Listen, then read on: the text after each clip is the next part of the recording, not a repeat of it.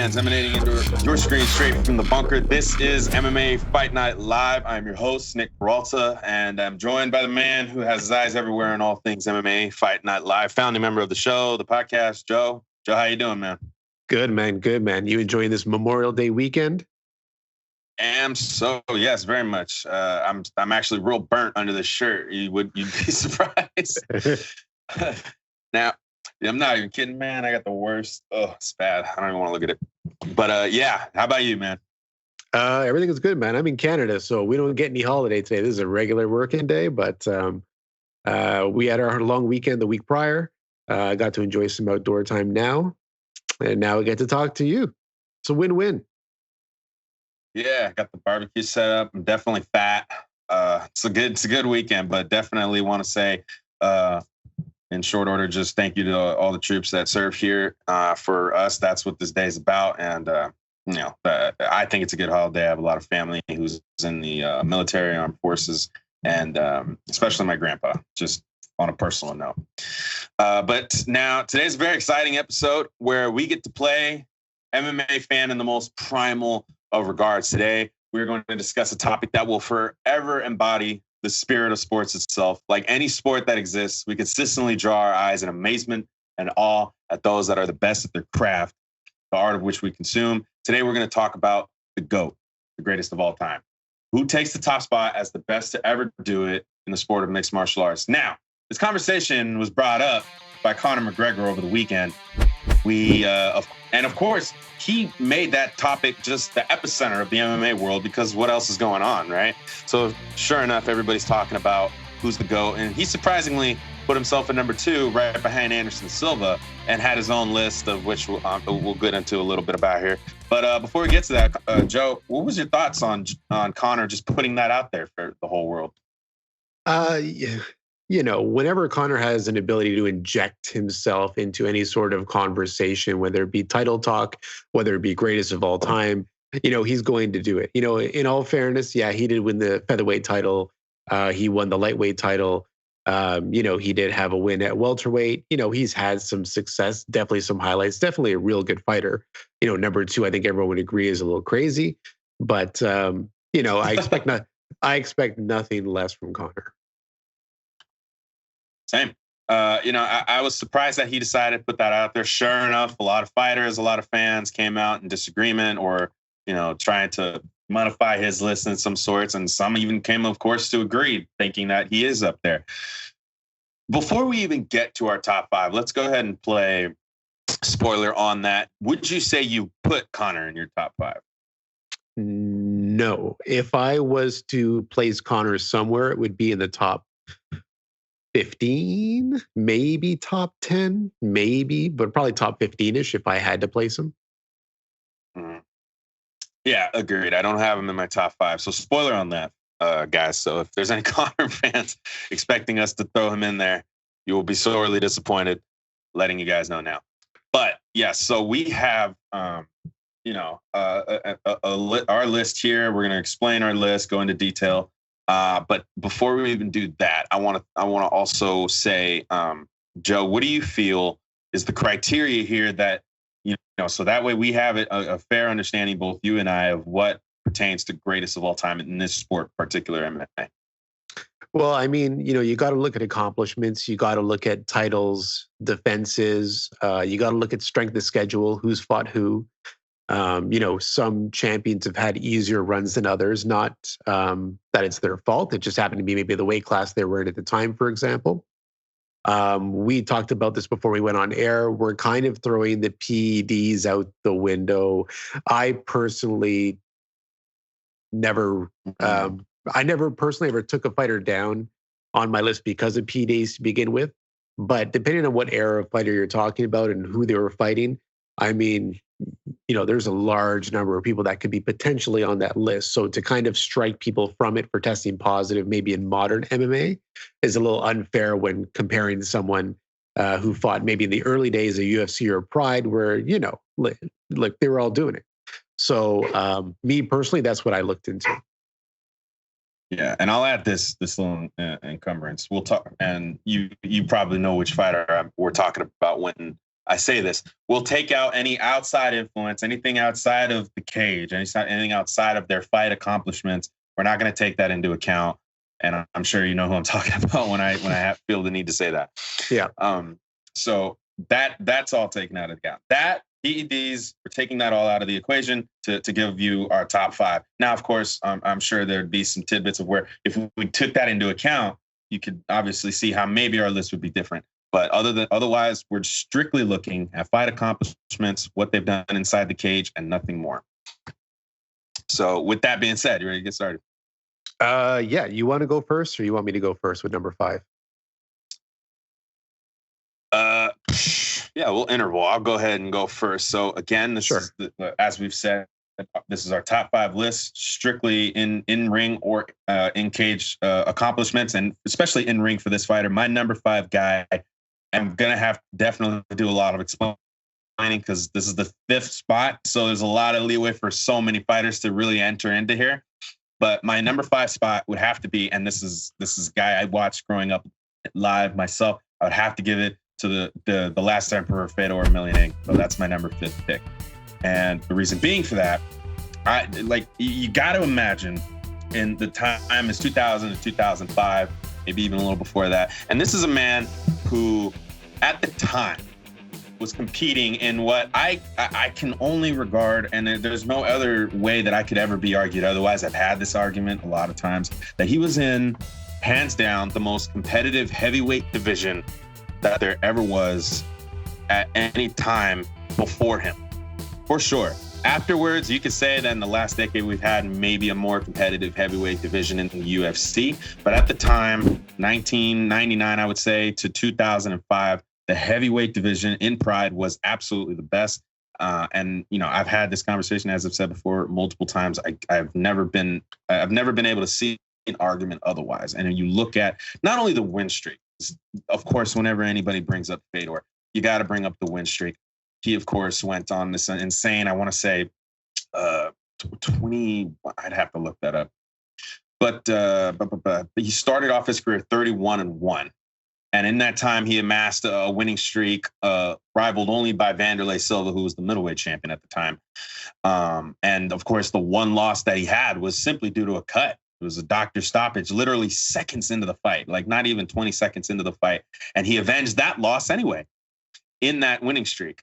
So, and this was all before he would lose to Fabricio Verdum in 2010. But before that, he had basically gone essentially on a 10-year unbeaten streak and went on to defeat so many great heavyweights. Semmy Schilt at the time, who was one of the best kickboxers ever in MMA. Heath Herring, very decent heavyweight. Big Nog multiple times. Mark Coleman, former heavyweight champion, who at the time was definitely really good.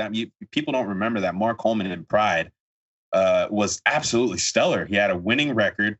He won the open weight Grand Prix. Before doing that, he was the heavyweight champion of the UFC, defeated other former heavyweight champions such as Kevin Randleman, Mirko Krokop.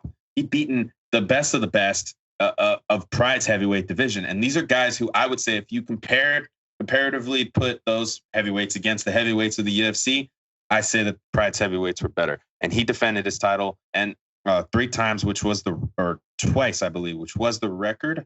I want to say, no, he defended it 3 times in Pride. So that in of itself is a marquee achievement that Stipe Miocic holds right now for the UFC, having defended it 3 times. Now, I very much believe that because of the era of which he was in, that's why there's so much talkative leeway of, oh, no, he's not. Yes, he is. But that would be my number 5 pick. The man not only was beating all of these guys. Now, you could argue there's a little bit of padding there, but despite that, he still went on to fight some of the best. And I would say from his run from 2000 to 2010 alone, that puts him in the conversation of top 5 GOAT for me. Yeah, absolutely. That's a solid pick. At number 5, I had Demetrius Johnson. And I know the MMA hipsters will probably be all over me for this one. So even I went. Yeah, see? Okay. So again, you got to remember, we're talking about top 5. We're talking about the best of the best of the best. So, the difference between 5 and 1 is very, very small. So we're talking small margins of error. With Mighty Mouse, obviously, he started in the bantamweight division, only had 2 losses there to Dominic Cruz and Brad Pickett, I believe it was. And when the UFC started up the flyweight division, of course, he was in that 4-man tourney. I actually thought he lost to Ian McCall in the semifinals. I believe it was in Australia, if I'm not mistaken, or yeah, Australia, I think it was. They called it a draw. They, ran it back, and then he won it from there.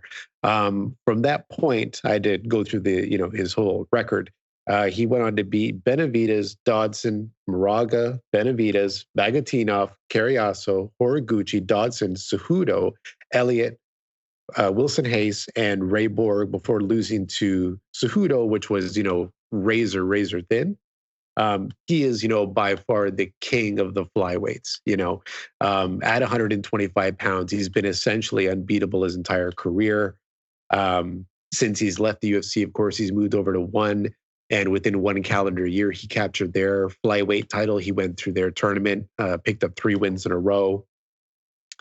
He could be potentially seen as the most well-rounded fighter in MMA.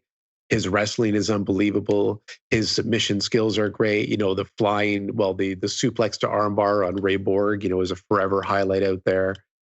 He doesn't really have any weaknesses. His stand-up's phenomenal. Everyone remembers him dropping Cejudo in their first fight with the knee to the body. Almost remind you like a Ronda Rousey, Sarah McMahon type situation. He's been phenomenal. The only knock on him to a degree, and again, we're talking small increments, is that the flyweight division has never been the strongest division in any organization, if you're being honest. You have a smaller pool of fighters. And while he's beat the best of those, of the names I mentioned, you've got Benavidez, Dodson in his prime, Cejudo, and Horiguchi. The other fighters are good fighters, very good fighters, some of them. But I would have really loved to seen Mighty Mouse maybe take a fight at 35 later into his UFC career. Maybe take on someone like a Renan Barão when he was on the top. Or Dominic Cruz again. I think if he would have done that and won a fight there, I think I might have put him up a little bit higher. But being that he was limited to essentially a single weight class during his entire run, which again he did dominate, I've put him in as number 5. And again, not a popular pick, but I'm that's my pick. I'm going with it, man. Well, I have more to say on that later, because spoiler, he is in my top 5. I'm sure. So I'll have more to comment on him soon. But solid top 5 pick, or solid number 5 pick here for you. I dig it. I went first on number 5. I'll let you take the reins on number 4. So for number 4, I have your number 5 pick, Fedor Emelianenko. Up until about 2010 to 2012, maybe a little bit later, I actually had him as my GOAT. For the majority of my tenure as like an MMA fan, right? Because I started watching, late 90s up until about 2012, 2013, 2014. He was my GOAT. I'm old enough to remember his run in Pride. And you mentioned it already. I won't go into detail, but that heavyweight division in Pride was full of fucking killers. Everyone forgets that how dominant, Big Nog and Miracle Crow Cop, all these monsters at heavyweight, and I actually pulled up a little list here.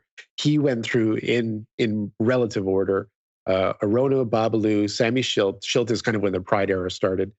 Heath Herring, Big Nog, Vegeta, Gary Goodrich, Mark Coleman, Kevin Randleman, Big Nog, Pro Cop, Coleman again, Mark Hunt, and then went on to beat the likes of Linland, Sylvia, Arlovsky, and Rogers. He obviously had that real rough stretch in Strikeforce where he lost 3 in a row. He had Verdun, he had Bigfoot Silva, and Dan Henderson. The Dan Henderson fight, he almost stopped Henderson, a minute or so prior to the stoppage loss. But what's really surprised me is that he's won 8 out of his last 10, and albeit not against the greatest competition. He took some fights in M1 and back in Europe and Russia. He beat like Fabio Maldonado, which was just a nightmare of a fight to watch. But in Bellator, he's had some success. He lost to Ryan Bader, but that's kind of expected. But picked up some late career wins against Chael Sonnen, Rampage Jackson. The fact that he's 43 and he still, has a real solid winning record, even as of late. it speaks a lot to his endurance. I think that his management held him back a little bit, maybe protected him to a degree. He never fought Brock Lesnar. He never fought Randy Couture. They could never make that UFC Fedor fight happen. Yeah. But all things considered, I think that he had a tougher run than Mighty Mouse had. I think that he was a little more dominant than Mighty Mouse was in terms of stoppages, in terms of coming back from, some tough moments. Was it Randleman suplexed him right on his head, if I'm not mistaken, ended up winning the fight via armbar a little bit later. So, that's the reason why I slotted Fedor above Mighty Mouse, and I got him at 4. Yeah, and that's the thing too, is that even before he was in Pride, he was an absolute machine, man. I mean, he's got accolades from that time that we attribute to men like Dan Henderson and Nogueira, which was the Rings tournament. Now, this was a tournament held in Japan, and again, remember, this is pre-Fedor going into Pride, so his record was fairly simple, and he would compete for rings, and he would compete in these one-night tournaments frequently. And he ended up winning those, got many submission wins in those, and in that time defeated the likes of like Babaluso Brawl, Ricardo Arona, some strong names early in his career. And if you don't remember who Ricardo Arona was, then you're kind of young. That was one of the premier Brazilian fighters that Pride had. I think that he even held a win over Vanderlei in Pride, which very few guys were able to accomplish at that time. So that was one of the bigger names that he was able to pick up before even coming to Pride. Sure enough, comes to Pride, does what he does, defeats the likes of Goodrich, defeats the likes of Coleman, Randleman, comes back and fights against the guys like him, like Big Nog, defeated Mirko Cro Cop when that man was in his prime. And Mirko Cro Cop in his prime is one of the scariest individuals that there's ever been, hands down. Yeah. And it's just, and he continues to fight, which is crazy. So he really, all he's doing is continuing to build upon slowly but surely with these small bricks, a legacy that he already has. And his 2 losses in the last, I want to say several years, and it's been quite a few years since he fought for Strikeforce. But in that time, he's fought mainly for Bellator or in Russia. And yes, like you said, he's beaten guys like Mir Jackson, Bobby Maldonado, which is a nutty fight. His losses have been to the champ Ryan Bader for Bellator and Matt Mitrione in a fight where essentially both of them got knocked out, but Mitrione was able to recover quicker. Yeah. That was a wild fight. And so, it's been a wild journey for Fedor, and really who knows, I doubt he's going to continue fighting. Who knows what we'll see from him, but his list of accomplishments are insane, both in judo, MMA, sambo. He's done so much in the realm of combat sports, period, that take all of that into account as well. They're really just additives to what has been an insane career by one of the best to ever do it, for sure, in Fedor. So solid 4th pick. I'm with it. Like I said, I had him at 5. And so basically our 4 and 5 are switched because my 4th pick is Demetrius Johnson. So we're a little bit switched up there on who's on the hierarchy here.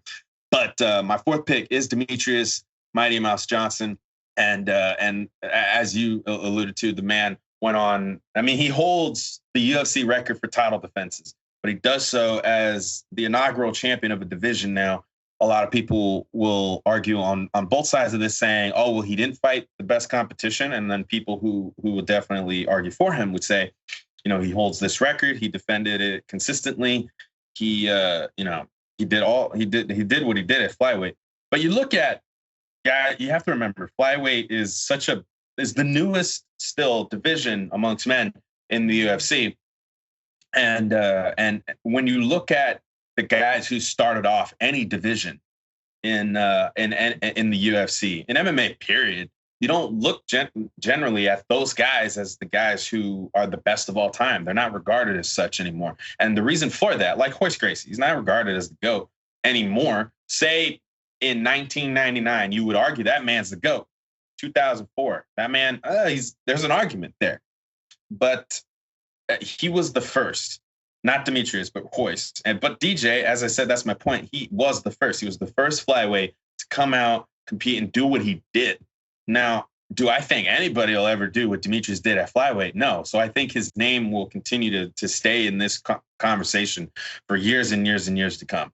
because for being the first to do what he did, it's insane. It's incredible. But I feel like that's the reason that he doesn't get the props he ultimately deserves from many, many fans, is because of, being the first of anything.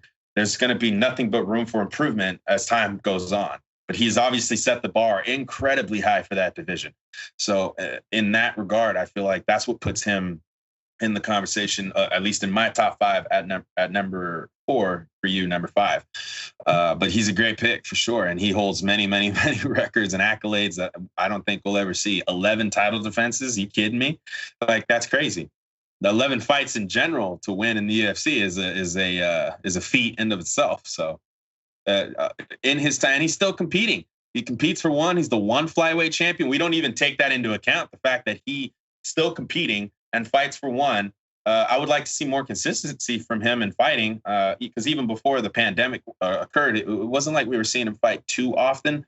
And a lot of people will always argue that the competition in one is probably more lax than even when he was fighting in the UFC. But I very much am a fan of the man, and I think as he continues to fight and evolve, and maybe someday, if he finds his way back to the UFC, maybe competes at bantamweight in the UFC in North American market, maybe he will have the chance to build further upon his legacy. But I like my 4th pick, him as your 5th. It totally makes sense. We'll go ahead and move on to number 3. But already I'm digging it. I'm starting to feel my fandom just take charge of me. It's getting good. But number 3 for me. Did you go first this last one? I went and did 4 first, so you do 3 first. Right. All right. So we'll try and pick it up here since I'm getting mad energetic. But my 3rd pick here would have to be, again, we take outside influence away from it. I got to throw in Anderson Silva, the Spider, the middleweight champion from 2007 till I want to say 2013. So 6 years almost, or 6 years almost. 6 years. Incredible run. One of the best runs that we've ever seen in MMA, probably right behind Demetrius Johnson, you could argue, especially in terms of finishes, in terms of comebacks, in regards to the Chael Sonnen fight. He's had a small slew of rivalries, really being the Chael Sonnen being the most significant one.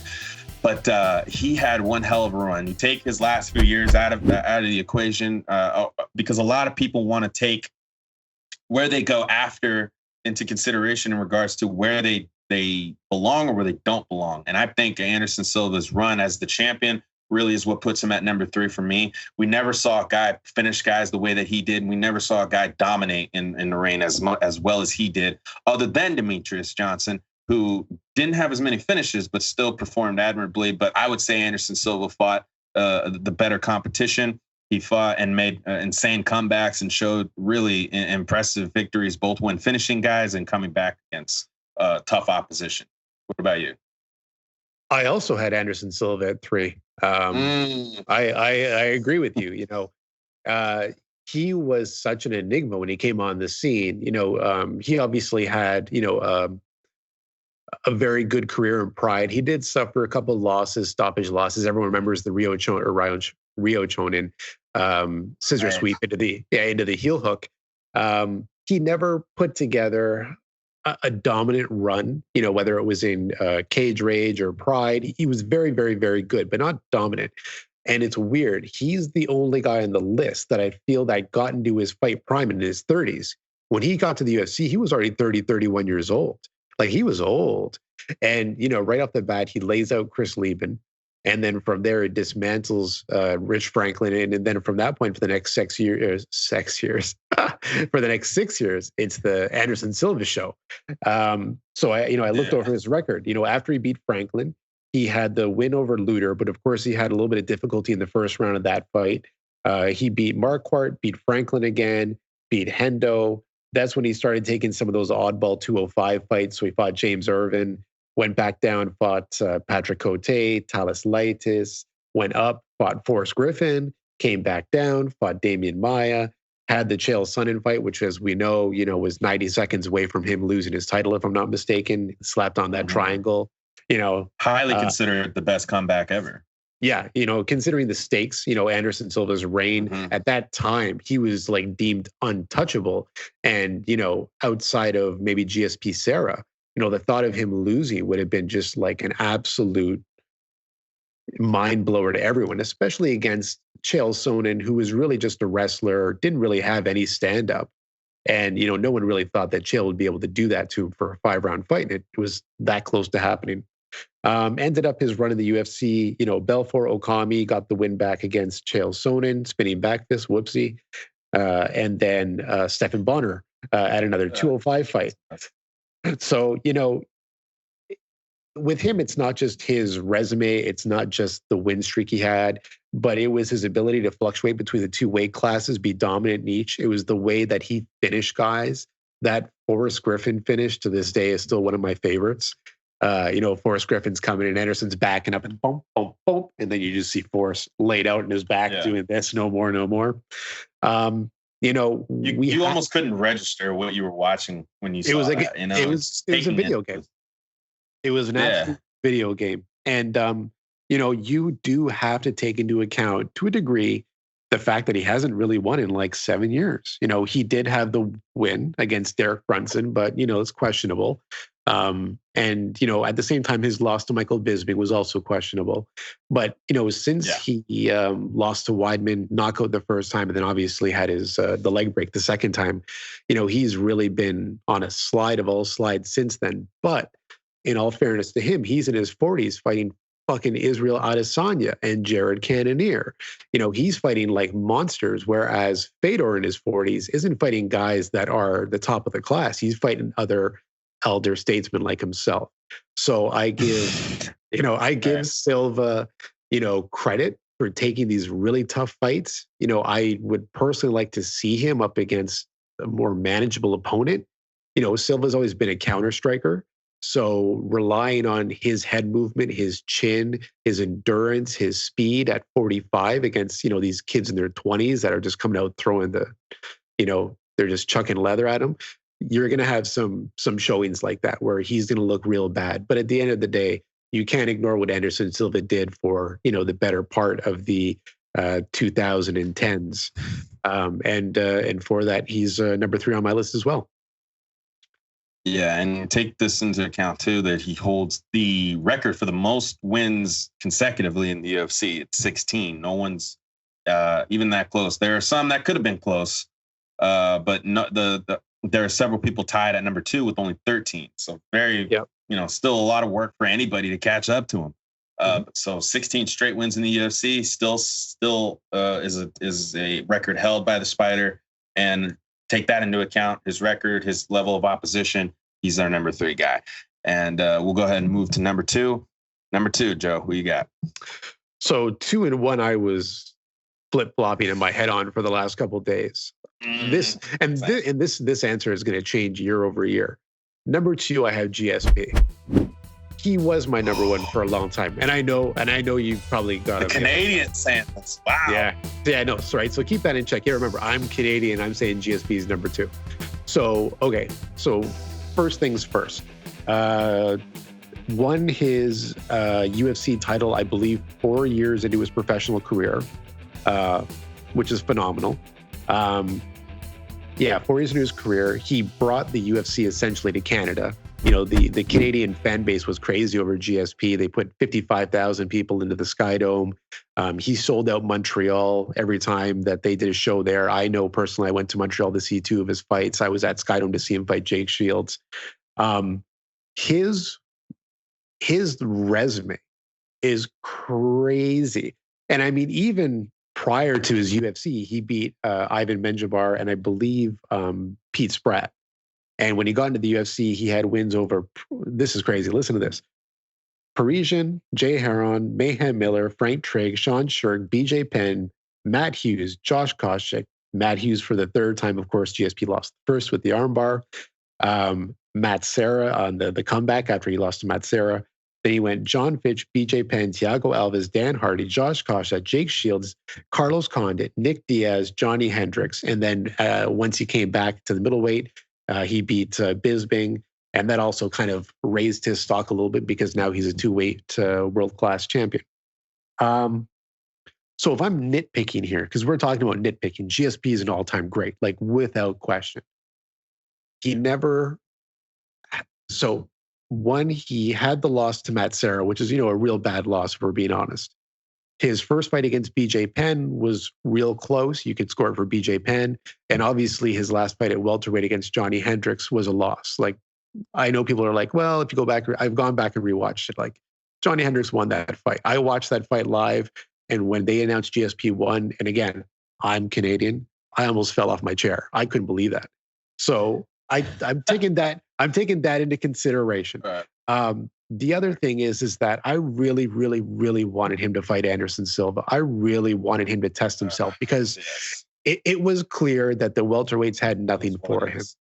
It was a lot of what ifs. And when he decided to come back at middleweight when Bisping was champion and then win the title and then drop it and not have to fight Robert Whittaker, listen, and I know Conor kind of said it on his tweet, and there is honestly truth behind it. That was a hand-picked fight. That was a chance for him to win a title in a second weight class. But, his contract stated, and I know Dana White got on the tizzy of it, was that he was supposed to defend against Robert Whittaker, whoever was next in line. He, obviously retired 30 days later, whatever it was, and we never got to see it. So again, GSP, phenomenal, king of the welterweights.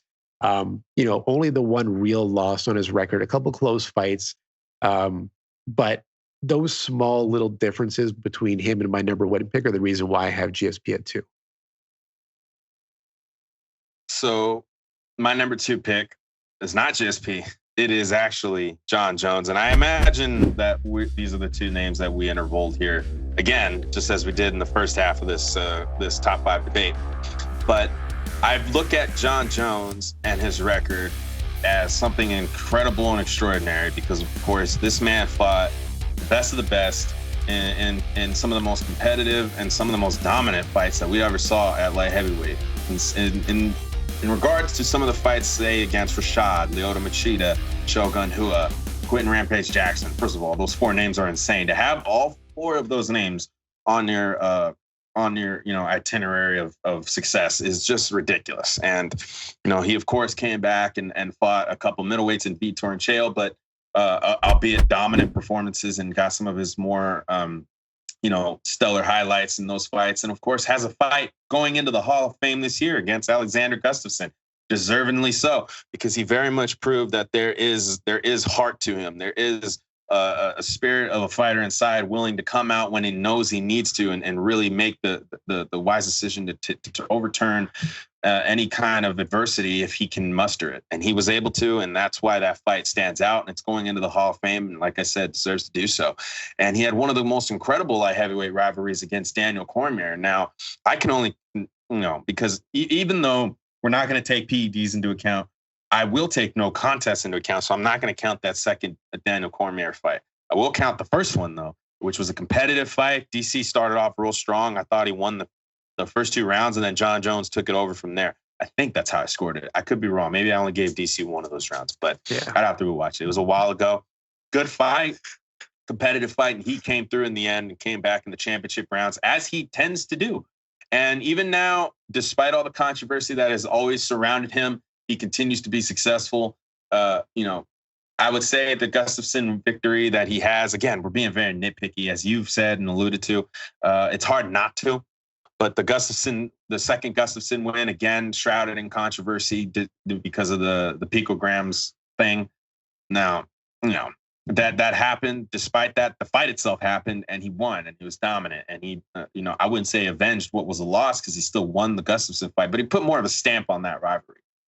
Has since taken out 3 real young contenders in Reyes, Santos, and Anthony Smith, albeit in fights where he, very much looked human. In fact, the last 2 victories of his were very controversial in that people very much agreed on both the media side of things and the fan side of things that he might have lost those fights. He is still competing. He is still a light heavyweight champion, and he still has time to move to my number 1 spot. Excuse me. But I very much feel he's only at number 2 because it's hard not to. I mean, we're holding him in this box where we take all the outside influence out. And I'm not talking about any of the other controversy surrounding him, but more so the controversy surrounding some of his fights. And that is really the reason why I have him at number 2. And what was it? Your number 2 was George St. Pierre. So we move on to our number 1 slot, in which, of course, I'll go first. And no surprise here, my number 1 is George St. Pierre, and I'm not Canadian. So it's gonna be so for me. There's a lot behind why I feel George St. Pierre is the greatest of all time currently. Again, this list could change as it always tends to year after year. But for me, I think when you look at a fighter, just looking at a fighter, what a fighter can do, how they perform, that's a big reason why I had Anderson at number 3. When on paper you can look at accolades and say maybe he's behind a couple of these guys that we put him ahead of. I would say that you look at how this man fought. The man probably is one of the most intelligent fighters, if not the most intelligent fighter to ever compete. And I don't mean just by how he competed in the cage. I mean how he competed outside when he trained, how he trained, what he did in terms of getting himself better. This is a man that has arguably the best wrestling game in MMA wrestling, and never wrestled before coming into combat sports, or rather before getting into the professional combat sports. This is a man who had more of a karate striking background and adapted his striking into more of a kickboxing background, more so. And when I say that, I mean in terms of being able to outstrike guys in ways that, it made him look silly. He outstruck guys who were strikers, outgrappled guys who were grapplers. So got the Josh Koscheck wins. He popped that man with a jab for 5 straight rounds. And then before that, be one of the best wrestlers at the time. If you don't remember, Josh Koscheck was regarded as one of the best wrestlers, period, in the UFC at the time of their fight, and George St. Pierre out-wrestled him. This is a guy who took on Matt Hughes, guy who's probably number 6, 7, or 8 on our list, right, in our top 10, and beat him twice. He lost to him very young in his career and avenged that loss and then some. And then, of course, went on to show that the Matt Serra loss, which was a bad loss, as we've said, and went on to avenge that loss and showed that he is absolutely the better fighter. Over time, that's a guarantee. It's proven.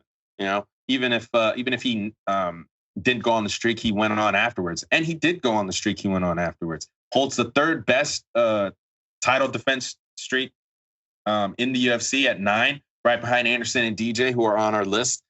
He did it in most impressive of fashions up until his final fight against Johnny Hendricks, which, on paper, again, no matter how you look at it, win, lose, or draw, he won the fight. It's a win on his record. And again, you look at the Michael Bisping thing. Was it picking? You could say it was. There's argument there for sure. And it's unfortunate that he faced his health issues that he did after that fight and wasn't able to continue fighting anymore. But at the end of the day, I look at the welterweight division that he competed in as one of the most stellar in of its time. I think the welterweight division has only really gotten better. And that's highlighted by the fact that no one has really gone on to do what GSP has done since. You've got guys like Woodley who look like they maybe could have done what he was doing, but still lost. You got guys like Usman who knows what he'll go on to do. You have fighters after him that are trying to achieve what he did. Robbie Lawler had one hell of a run. I'll give him that for sure too. Of course, his style was never going to allow him to last too long at the top of the mountain, but GSP style did. His style was great because he always allowed himself to adapt to his opponent, both in the cage and outside, as he prepared for them.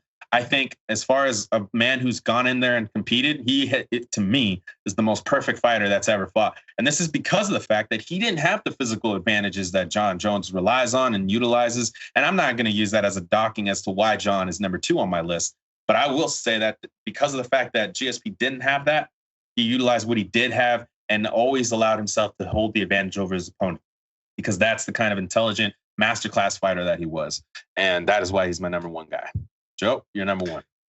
Yeah. So like you said, we're kind of doing a little flip-flop here. I had GSP at 2. Obviously, you can make a real good argument that he's number 1. I did put Jon Jones ahead of him. But again, very close, and I actually find some similarities through their career as well, not necessarily outside the cage, but with what they've accomplished within. So Jon Jones, youngest UFC champion ever, 23 years old. He only turned pro at 20. dropped out of college. I think he had 6 amateur fights, if I'm not mistaken. And he jumped in with both feet to, one of the most dangerous divisions at that time in the UFC.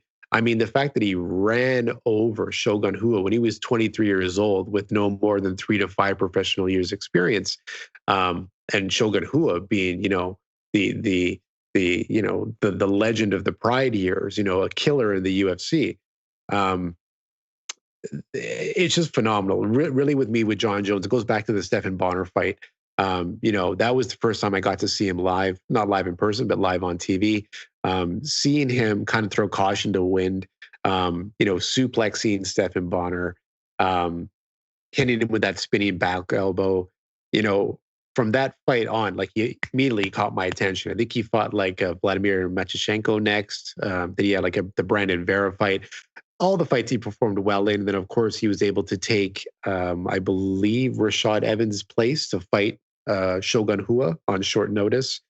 And I remember I put all my money on Jon Jones that fight because I already knew he was going to be up there. And he just dismantled him. And again, he's a 23-year-old kid. He really didn't have a lot of formal training. He was a junior college wrestling state champion, if I'm not mistaken, JUCO. He didn't really have much submission experience whatsoever. His stand-up game still relied on a lot of, flash and flare and throwing those long jabs and kicks out there. But he didn't have a very settled down game. But even still, with his freak athleticism, he was able to kind of overcompensate and still beat the better fighters. When you look at his run after Shogun Rua, he went through Rampage, Machida, Rashad Evans, Vitor Belfort, Chael Sonnen, Alexander Gustafsson, Glover Teixeira, Daniel Cormier, OSP, Daniel Cormier, Alexander Gustafsson, and then you mentioned his last 3 fights, Smith, Santos, and Reyes. In terms of strength of schedule, that's probably about as good as a strength of schedule as you can get. I would put that a little higher than GSP strength of schedule, to be honest with you. The fact that he was able to do it while getting shit-faced is incredible, if I'm being honest with you. Like, he's telling you, that Alexander Gustafsson fight, that first fight was, he goes, blackout drunk. I was drunk that week before the fight in Toronto. And the thing with him is also, and this is also true with GSP, is that, he had the close fight to Gustafsson. And if you want to call it, the first fight with Cormier was, I don't think it was close per se, but I think Cormier gave him a tougher challenge than most. He came back and dominated Gustafsson, and he came back and he TKO'd Cormier. And I know that was a no contest, and, we can argue about that. But at the end of the day, he resolved those, much like GSP got over Matt Hughes and got over Matt Serra, same kind of thing. The one thing that I find interesting towards this time in his career that kind of reminds me of GSP is you see him take the foot off the gas now. You see him getting into fights that are closer and closer. You see him going to the scorecards a lot more.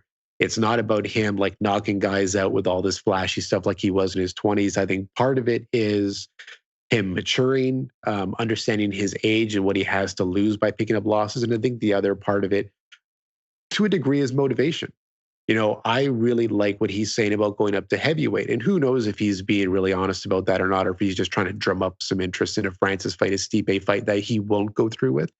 But the fact that he's willing to go up there and fight the best of the best to weight class up, obviously he hasn't done it, but assuming he does do it, and if he is successful, then to me that would cement him as number one. If, let's say, the last 3-4 years of his career, he goes on a bit of a downward trend, a la Anderson Silva, maybe GSP then leapfrogs him. But as of now, his only real loss is to Matt Hamill, and that was really only because of a disqualification. So there's not really much that I can pick at unless you want to talk about the PEDs, unless you want to talk about the problems, with the drinking and driving and shooting guns off in New Mexico. And I get that. For sure, that's going to be it's going to be a point of contention for a lot. But in terms of what he's done in the ring, I put him about that much over GSP. But like I said, if he drops a couple fights over the next couple of years, then GSP would just retake that spot. So, our lists are pretty similar as I kind of imagined they'd be. I figured there'd be some just subtle nuances throughout. They're the same list. They're just in different order. Exactly. We didn't talk about this before coming on and doing this. So no. So it kind of goes to show you that me and Nick are on the same wavelength. But like he said, we didn't discuss this list at all before we got on. This is a surprise to both of us. But I figured we'd have a similar-ish list. Mm-hmm. Right. Yeah, I mean, and my last tidbit on it would be simply that if Jon Jones, to back up your argument here, if he goes to heavyweight, even just gets a few wins and doesn't even need to get the title, but if he were to show a competitive state there in the heavyweight division as well, and let's say through some sheer madness, he ended up fighting for the heavyweight title and won the heavyweight title, the argument's set. I don't think that, that unless you're one of the people who would say, okay, well, he tested positive for stuff, so he's out my list. If he's anywhere on any GOAT list, he's going to be number one. He ever goes to heavyweight and wins the heavyweight title. That's just there's just no ifs, ands, or buts at that point, right? Yeah. Despite the fact that GSP won a middleweight title, it's he did so against, I wouldn't say one of the weaker middleweight champions, because Michael Bisping is certainly not that, but it's certainly a middleweight champion that we would look at and say, by today's standards, he probably wouldn't have cut it. Even in his best years, I don't know if he would have gotten to the middleweight title. And Anderson Silva was there the whole time, and that's why I kind of, I waver on that, Right. Yeah. I mean, you bring about a good argument that definitely makes me question and think, what argument is there against it, or how does it either weaken my argument? So it's something I have to really go back and think about. So you give me a lot to think about. Who knows, maybe over time, thinking about it here over the next day or two or week or so, maybe my mindset might change. But those are our top 5 lists as of right now. That's the GOAT. Those are our 5. This is as primal as a conversation gets between MMA diehards. We love talking about this stuff. We'll continue to do so. We'll try and find some other topics to throw your guys' way. There's a lot happening. There's a lot of fights being made. We're excited to see what happens with UFC 250. Hopefully they boost that card up a little bit, especially with the other UFC fight nights. But of course, it's very hard during this time, I'm sure, for the UFC, for fighters to get their training, this, that, and the other. And we have a lot more to discuss. So me and Joe will be bringing that more your way. Joe, I'll let you have the last word. Real interesting convo. Like I said, I figured we have similar-ish list. Fun getting together to do that with this 1 week off this 1 week off behind us. Moving forward, we got 5, 6, 7, 8 straight weekends in a row of fights or something like that. So we'll kind of be going, real excited. So we'll be doing some. We'll be doing some reviews, and we'll also be touching on some other topics as they come up. Glad you guys tuned in. Can't wait to talk to you guys again. Nick, as always, lots of fun. And we'll see you guys. Sure, man. We'll see you guys later. We'll see you on the next one. Yes. All right.